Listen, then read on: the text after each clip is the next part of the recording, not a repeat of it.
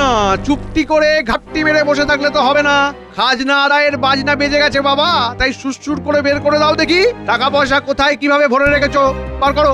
মন্ত্রী মশাই, চাষবাসের অবস্থা খুব খারাপ, বড্ড চাপে আছি। কয়েকটা দিন সময় দিন না, আমি কড়ায় গন্ডায় সব খাজনা মিটিয়ে দেব। তাই বললে হয়? তোকে সময় দিলে যে আমার সময় খারাপ যাবে, তাই ভালোয় ভালোয় যেমন যা আছে দিয়ে দে, না হলে আমিও দেখিয়ে দেবো আদায় কি করে করতে হয়। না না না, রক্ষা করুন, রক্ষা করুন মন্ত্রী মশাই, আর কিচ্ছু দেখাতে হবে না, যা আছে আমি তাই দিচ্ছি।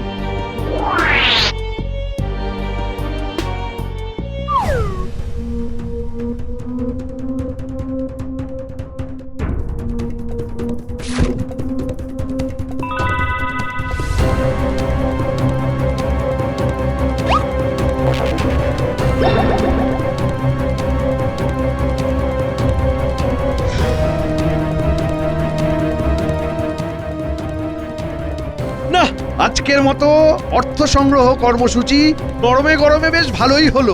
চল চল চল, কাল আবার অন্য গ্রামে গিয়ে অন্য কোনো ব্যবস্থা নিতে হবে।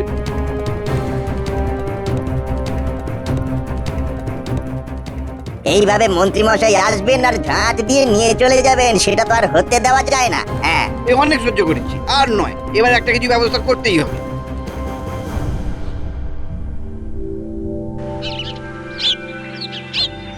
আরে এসো এসো মন্ত্রী, আমি তো এতক্ষণ তোমার কথাই ভাবছিলাম। এ তো আমার পরম সৌভাগ্য মহারাজ।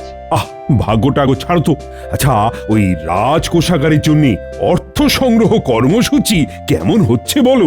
মোটের ওপর খারাপ হচ্ছে না, কয়েকজন বেগরবাই করছে বটে, তবে কি করে খাজনা আদায় করতে হয় সেই কায়দা আমার ভালোই জানা আছে মহারাজ। আমি এক্ষুনি আপনাকে সব খতিয়ান দিয়ে দিচ্ছি। বটে, তা একেবারে সব হিসেব কষেই এনেছো? মন্ত্রী মশাইয়ের যেমন পাকা মাথা তেমনি পাকা কাজ। বুদ্ধিং যস্য বলং তস্য। মন্ত্রীমশাই বুদ্ধি দিয়েই হোক বা বল দিয়ে কাজের কাজটা তো ঠিক করে যাচ্ছেন। এই কথাটাই তো জানতে চাইছি। বলি মহারাজ, অর্থ তো আসছে, কিন্তু কিভাবে আসছে সেটা জানা দরকার। ভালো কাজে বাগড়া দেওয়া গোপালের বড় দোষ। না না না না, গোপালের কথাটাও ভেবে দেখার আছে। প্রজাদের ওপর বলপূর্বক অর্থ সংগ্রহ করা হচ্ছে না তো আবার? সে তো সোজা আঙুলে ঘি না উঠলে মাঝে মাঝে আঙুল বেঁকাতেই হয় মহারাজ, এতে আর দোষের কি আছে? হ্যাঁ, আপনি যা গুণের মানুষ, তাতে তো দোষের কথাটাই প্রথমে মাথায় আসে। তবে এটাও জেনে রাখবেন মন্ত্রী মশাই, প্রজারা কিন্তু মুখ বুজে সব সহ্য করবে না, আর তখনই হিতে বিপরীত হবে। গোপাল তো আচ্ছা ভয় দেখাচ্ছে। হ্যাঁ, প্রণাম হই মহারাজ, আমরা আপনার কাছে বিহিত চাইতে এসেছি মহারাজ। আমাদের অভাব অভিযোগ আপনাকে ছাড়া আর কাকে জানাবো মহারাজ? সে তো বটেই, কিন্তু হয়েছেটা কি? তোমরা যে সবাই দল বেঁধে চলে এলে একেবারে। আগে মহারাজ, মন্ত্রী মশাইয়ের অত্যাচার যে দিন দিন বেড়েই যাচ্ছে, খাজনা আদায়ের নাম করে যা ইচ্ছে তাই করছেন। আমাদের একটাই দাবি, এই অত্যাচারী মন্ত্রীকে সরাতে হবে, না হলে আমরা অবস্থান বিক্ষোভ করব। নাওয়া খাওয়া ভুলে এখানেই বসে থাকবো। আমার বিরুদ্ধে ওঠা সব অভিযোগ মিথ্যে মহারাজ, এই সব গোপালের উস্কানিতেই হচ্ছে, ওই সবাইকে তাতাচ্ছে। না না, এতে গোপাল দাদার কোনো হাত নেই, মন্ত্রী মশাই মিথ্যে কথা বলছেন। বললেই হলো, গোপাল যে কি ঝানু জিনিস সেটা তো আর বলে দিতে হবে না। বেশ বেশ, এখন কথা কাটাকাটি বন্ধ করো। আর এই যে, তোমরাও একটু সময় দাও আমায়, ভেবেচিন্তে দেখি কি করা যায়।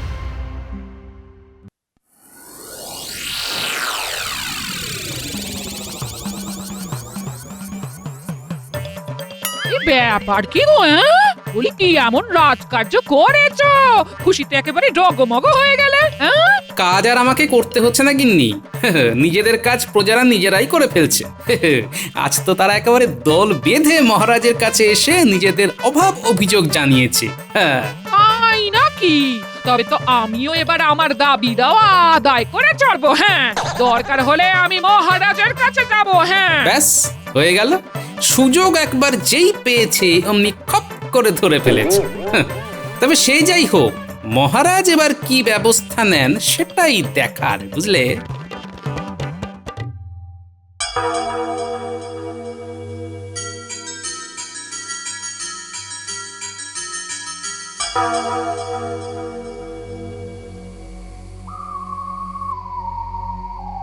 মহারাজ মনে হচ্ছে গভীর কোনো সমস্যায় পড়েছেন।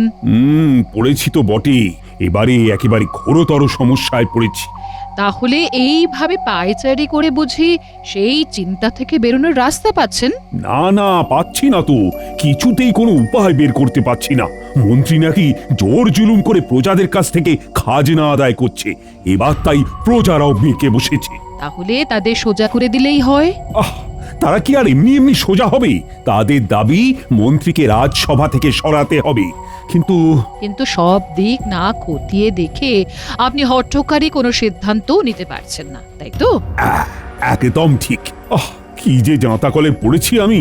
আর তারপর যা সিদ্ধান্ত নেয়ার সেটা নেবেন। ঠিক বলেছ মহারানী, আমি বরং মন্ত্রী আর গোপালকে নিয়ে ঘুরে দেখব প্রজারা যা বলছে তা সত্যি কিনা। হ্যাঁ, আর দেরি না করে কাল সকাল সকালই বেরিয়ে পড়ব। যাই, এই বেলা মন্ত্রী আর গোপালকে খবর পাঠিয়ে দিই।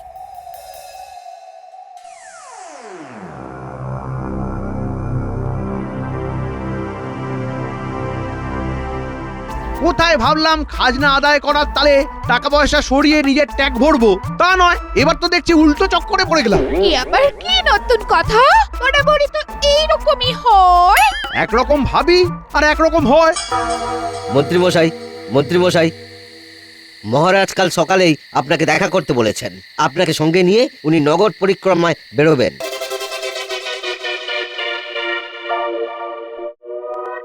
ব্যাস হয়ে গেল, এবার ঠেলা সামলাও। লোকেরা কি আর ছেড়ে কথা বলবে? তাহলে বুঝছো তুমি কেমন গন্ডগোল পাকিয়েছো। একটা কাজ যদি তুমি ঠিক করে গুছিয়ে করতে পারতে। আমি তো ঠিকই করেছিলাম, মাঝখান থেকে মনে হচ্ছে ওই পেট মোটা গোপাল প্রজাদের কান ভাঙিয়ে ওদের তাতিয়ে দিয়েছে। হয়ে যখন গেছে তখন আর কি করবে? গালে হাত দিয়ে বসে থাকো? না না, তাই আবার হয়? চুপটি করে বসে থাকলে তো ঘটি বাটি সব চাটি হয়ে যাবে। কিছু তো একটা করতেই হবে, কিছু একটা করতেই হবে। এমন কিছু করতে হবে যাতে ওই প্রজারাই আমার গুণকীর্তন করে। ওই আশাতেই থাকো তুমি। প্রজারা ছুটে ছুটে এসে তোমার নামে বাহ বাহ করবে। শোনো, লোকের কাছে দানবীর হিসেবে নাম যশ পাওয়া চারটিখানি কথা নয়। এর জন্য অনেক অনেক অর্থ ব্যয় করতে হয়, আর তাতে সময় লাগে, সময় তো হবেই, না হলে আর এমনি এমনি কি আমার নাম করবে বলো? তবে আমি বলি কি, এর থেকে অনেক সহজ একটা রাস্তা আছে। রাতারাতি সবাইকে দিয়ে ভালো বলাতে পারবে না, তার থেকে এমন একজনকে যাকে সবাই চেনে, তার মানে তাকে দিয়ে যদি বলিয়ে দেওয়া যায় যে মন্ত্রী অত্যাচারী নয় বরং দানি, তবে তোমার কাজ হয়ে যাবে। তার মানে সেই একজনের কাছে আমার দান খয়রাতির কথা হালকার ওপর ছোট করে বুঝিয়ে দিতে হবে। এই তো, এইবার মনে হচ্ছে তুমি পুরো ব্যাপারটা বুঝে গেছো।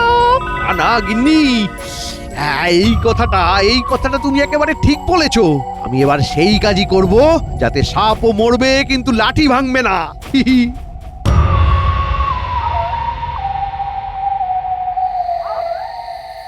ওই দেখ, মন্ত্রীমশাই আসছেন।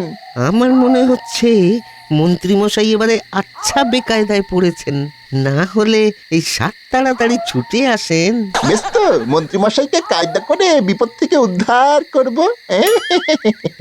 আর ওই কায়দা থেকেই ফায়দা তুলব। কিরে, নিজেদের মধ্যে যেন বেশ কিছুটা সলা পরামর্শ করে ফেললি মনে হচ্ছে। না, এখনো কিছু করিনি, তবে আপনি বললে করতে হবে। সে তো করতেই হবে। শোন, তোদের একজন বিশেষ ব্যক্তিকে আমার বাড়িতে এনে হাজির করতে হবে। তারপর সেই দৃশ্য দেখে উনি নিজে আমার দানের কথা জানবেন আর সবার কাছে আমার দানের কথা প্রচারও করবেন। আর এইভাবেই আপনার নাম যশ রাজ্যের কোনায় কোনায় ছড়িয়ে পড়বে। এবার বল আমার পরিকল্পনাটা কেমন, বল। এ আর বলার কি আছে? এমন জিলিপির পেঁচ আপনার মাথা ছাড়া আর কার মাথা থেকে বেরোবে? এই, তোরা আমার নিন্দে করছিস না প্রশংসা? আগে আমরা কখনো আপনার নিন্দে করতে পারি? বেশ, তবে যেমন বললাম তেমন করে ফেল। যেভাবেই হোক ওনাকে বুঝিয়ে সুঝিয়ে এখানে হাজির করাতেই হবে। আর তার জন্য তোদের ওর গতিবিধির ওপর নজর রাখতে হবে। যা করার কাল সকালেই করতে হবে, হাতে কিন্তু একদম সময় নেই। আপনি কিচ্ছু ভাববেন না মন্ত্রীমশাই, আমরা ঠিক ফাসলিয়ে নিয়ে চলে আসবো।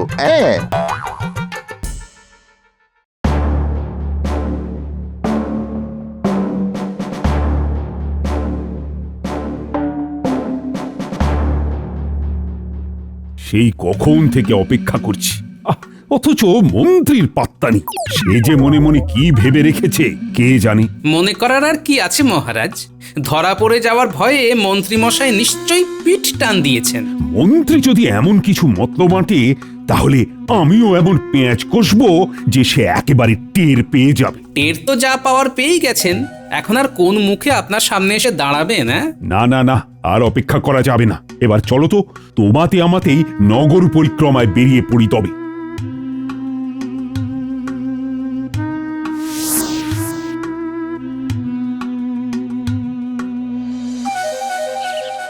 মহারাজ কি কোথাও বেরোচ্ছেন? না মানে পিছু ডাকলাম বলে কিছু মনে করবেন না, আসলে একটা খবর দিতে এলাম। খবর? কি খবর? আগে মন্ত্রীমশাইয়ের তো এই সময় আপনার সঙ্গে নগর পরিক্রমায় বেরোনোর কথা ছিল, তবে উনি আসতে পারবেন না। আসলে বেশ কিছু সাহায্য প্রার্থী এই সময় তার বাড়িতে এসে উপস্থিত হয়েছে, তাই মন্ত্রীমশাই আন্তরিকভাবে দুঃখ প্রকাশ করে এই খবরটা আপনাকে জানিয়েছেন। হ্যাঁ, তাই নাকি? কই, মন্ত্রীর এই গুণের কথাটা তো আগে কখনো শুনিনি। গুণের পরিমাণ বেড়ে গেলে কিন্তু আবার নুনে পোড়া হয়ে যেতে পারে মহারাজ। না না না না না, সব সময় মন্ত্রীমশাই নিন্দে করলে তো আর হবে না। তার ভালো কাজের প্রশংসাও তো করতে হবে। কিন্তু লোকে তো সে কথা বলে না। মহারাজ, মন্ত্রীমশাইয়ের নামে লোকের প্রচারে কান দেবেন না। উনি আসলে বিরাট দাতা, তবে উনি প্রকাশ্যে কাউকে দান করেন না, গোপনে দান করেন। তৃতীয় জন ওনার দানের কথা জানেও না। সে তো খুবই ভালো কথা। না না না, এই ব্যাপারটা যত শুনছি ততই ভারী ভালো লাগছে। সে আপনি যাই বলুন মহারাজ, আমার তো মনে হচ্ছে ডালমে নিশ্চয়ই কুছ কালা হ্যায়। আবার তুমি মন্ত্রীর কাজে গলদ ধরার চেষ্টা করছো। বেশ বেশ, তোমার যখন তার ভালো কাজে বিশ্বাস নেই, তখন তোমাকে সেখানে যেতে হবে না। তবে এই সব শোনার পর আমাকে তো একবার সেখানে যেতেই হবে। আমি নিজেই মন্ত্রীর বাড়িতে গিয়ে দেখব মন্ত্রী কেমন দান ধ্যান করে। সে আমাকে আপনি নাই নিয়ে যান, তবে আমি না গেলেও আমার চোখ সব দেখতে পাবে। নগর পরিক্রমা ছেড়ে আমি আগে বরং মন্ত্রীর দান ধর্ম দেখব।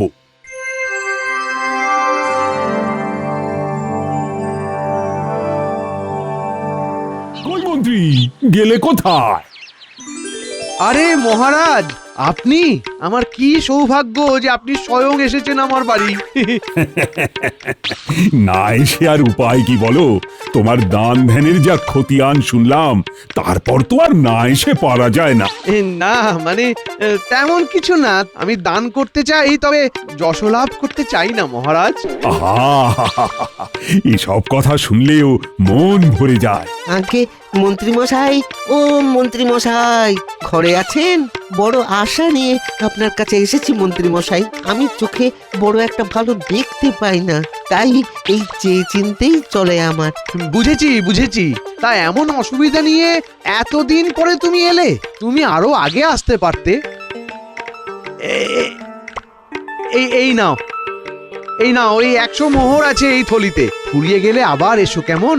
আর শোনো, আমার এই ক্ষুদ্র দানের কথা 5 কান করে আমাকে আর লজ্জায় ফেলো না। হ্যাঁ, ওপরওয়ালা আপনার মঙ্গল করুন মন্ত্রীমশাই। এই বৃদ্ধ ভিখারিকে কিছু দান করবেন বাবা, আপনার অনেক মেহেরবানি হবে, অনেক নাম যশ হবে। নাম যশের দরকার নেই বাপু, তোমার কোনো মতে দুবেলা দুমুঠো জুটে গেলেই আমার ভালো লাগবে। এই নাও, এই নাও, এই 100টা মোহর রাখো এখন, পরে লাগলে আবার এসো। হ্যাঁ, ধন্য আপনি, ধন্য আপনার দান ধ্যান, ধন্য ধন্য।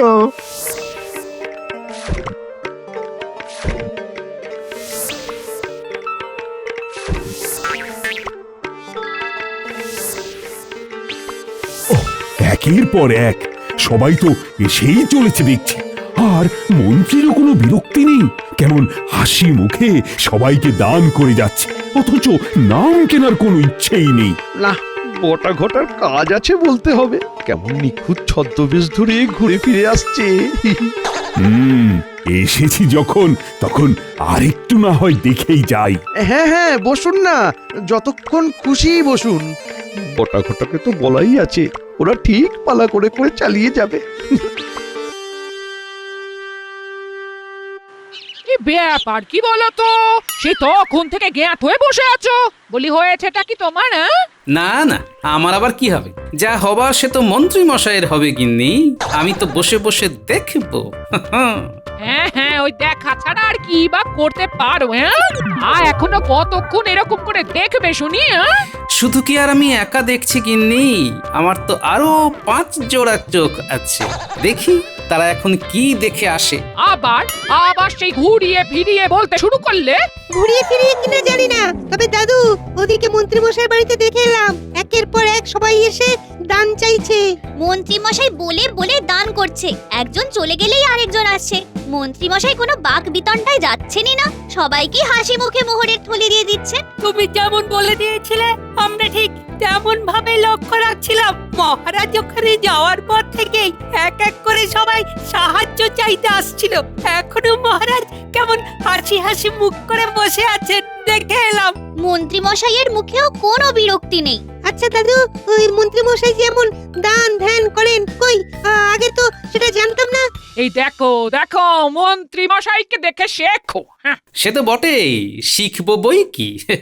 তবে নিজের কৃতকর্মের ফল উনি নিজেই পাবেন, একটু অপেক্ষা করো গিন্নি। তার মানে গোলমাল যে একটা কিছু হচ্ছে সেটা দাদু ধরে ফেলেছে। তবে শুধু আমি ধরলে তো হবে না, ধরতে হবে মহারাজকে। পুটি, তুই বরং একটা কাজ কর, তোর বাবা আর তোদের এক প্রতিবেশীকে ডেকে আনতো দেখি। আর বাকিরা শোন, তোদের কাজ শেষ হয়ে যায়নি কিন্তু, তোরা তোদের নজরদারি চালিয়ে যা।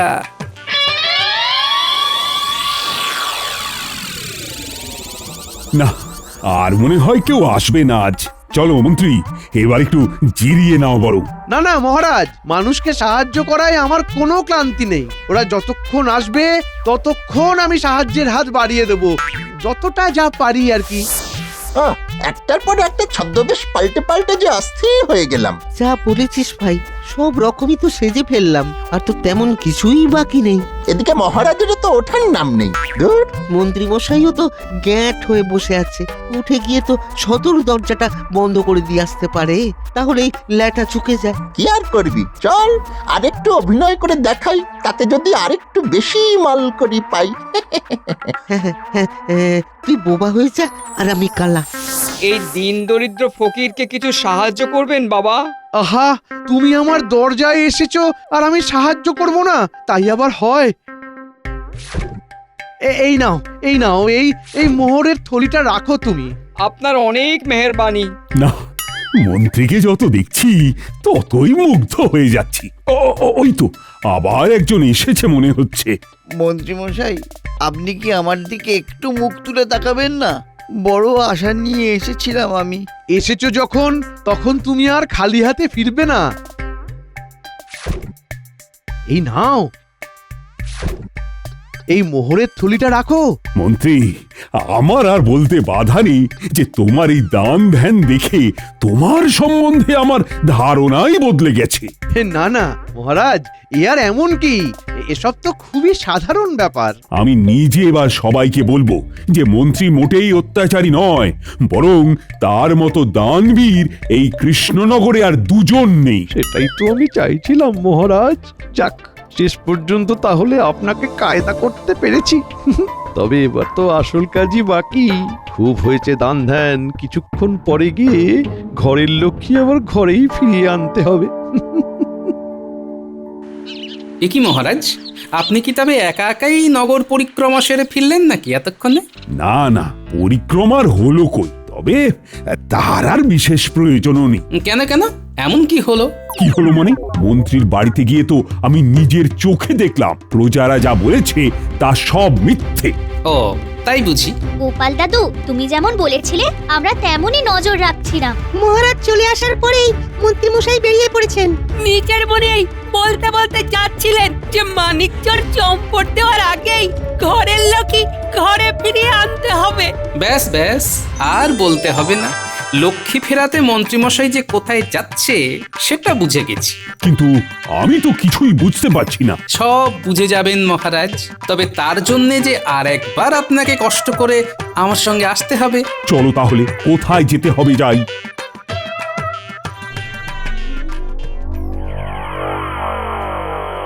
কিরে বটা ঘটা, ভেবেছিস মোহরের থলিগুলো বগল দাবা করে বহাল তবিয়তে গা ঢাকা দিবি? সেগুলো বালি, দে দে দে দে দে, দেখি দেখি দেখি আমার মোহরের থলিগুলো আমাকে ফেরত দে দে। না না, পালাবো আর কোথায়? আপনার মোহর আপনাকেই দেব। তার বদলেই তো আপনি আমাদের পুষিয়ে দেবেন। এই কথার মারপ্যাচ ছেড়ে 10টা থলি ফেরত দে, আমার সব গোনা আছে। 10টা তো নয় মন্ত্রী মশাই, এই নিন সব মিলিয়ে এই 8 থলি মোহরই আমরা পেয়েছি। হ্যাঁ। কেন কেন কেন? আমি তো 10টা থলি দিয়েছি। দেখ, একদম চালাকি করার চেষ্টা করবি না। বের কর বের কর, আরো 2টো থলি বের কর বলছি। আপনি বিশ্বাস করুন মন্ত্রী মশাই, আমরা মিথ্যে কথা বলছি না। সে কি? বাকি দুবার তাহলে কারা ভিক্ষে চাইতে এলো? কারা মোহরের থলি দিয়ে গেল রে? এ বাবা, এ কি হলো? সেই থলি দুটো এরা নিয়েছে মন্ত্রী মশাই, খোঁড়া আর ফকির সেজে। এই কে মানে কারা মানে সে আবার কি? আপনি ধরা পড়ে গেছেন মন্ত্রী মশাই।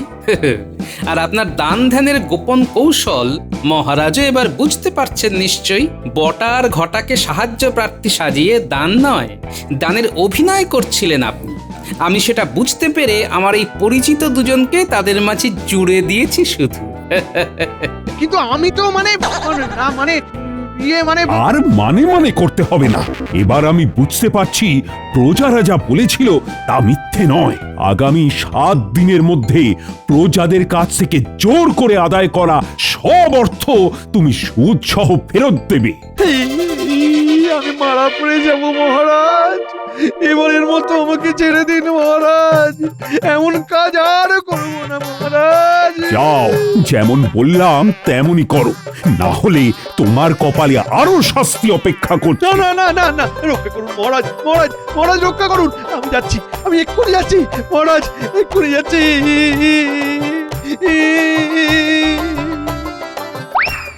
সত্যি গোপাল, তুমি না থাকলে যে কি হতো। মন্ত্রী তো আমাকে বেমালুম টুপি পরিয়ে দিত। সত্যি তোমার তুলনা হয় না গোপাল।